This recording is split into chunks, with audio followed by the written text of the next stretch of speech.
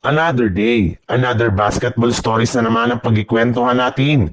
At ngayon nga ay ang pag-uusapan natin ang balitang pagkuha ng Los Angeles Lakers kay Bam Adebayo at ang maitutulong ni Al Horford sa Golden State Warriors. Ayon nga sa kalalabas pa lang na balita ng isang NBA insider, nakapagdesisyon na nga daw ang front office ng Miami Heat sa pangunguna ng kanilang presidente na si Pat Riley na hindi na nga daw po nila ibabalik pa next season ang kanilang kasalukuyang lineup at ang majority sa kanilang mga players. Sa madaling salita, sigurado nga na gagawa sila ng trade as soon as bumukas na ang off-season. Sa katunayan, ayon nga sa lumabas na balita mula sa isang NBA insider, willing na nga daw po sila na i-trade ang halos lahat ng kanilang mga manlalaro.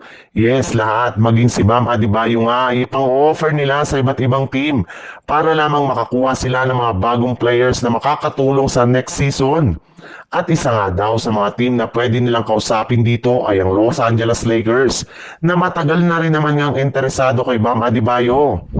In fact, willing na nga daw ang Los Angeles Lakers na isakripisyo si Rui Hachimura, Gabe Vincent, Dalton Kenny at ang isang future first round pick para lamang sa ikakalakas ng lineup.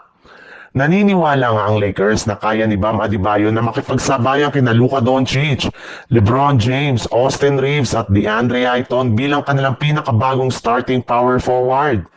Mismo si Adebayo na rin naman nga ang nagsabi na noon na matagal na nga daw niyang gusto na maglaro sa Lakers at kapag nabigyan nga siya dito ng pagkakataon ay hindi nga niya ito tatanggihan. Sa ibang balita naman, official na nga ang inanunsyo ng tuluyan na nga daw pong pipirma si Al Horford ng 2-year, $11.7 million contract sa Golden State Warriors kung saan magkakaroon nga siya dito ng player option sa pangalawang taon. Sa ngayon nga ay pagsali ni Al Horford sa team ay hindi pa naman alam kung ano ang kanyang magiging role sa kanilang lineup. Kung gagamitin nga ba nila siya bilang starting center o di kaya backup center since inaasahan nga na gagawa muna si Coach Steve Kerr ng experiment pagdating ng training camp at sa kanilang mga unang laro sa bagong season.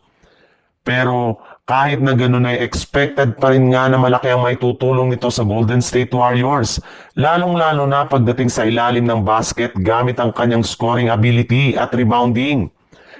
Grabe rin naman nga ang shot blocking presence kaya mas lalakas pa nga lalo ang kanilang front court. Dadagdagan mo pa ng pagkakaroon nito ng shooting sa mid-range at 3-point line na makakatulong para ma-strength nito ang floor para kay Stephen Curry at ang kanyang mga teammate. Sa madaling salita, mas dadami nga ang option ng Golden State Warriors sa tuwing nasa loob ito ng court.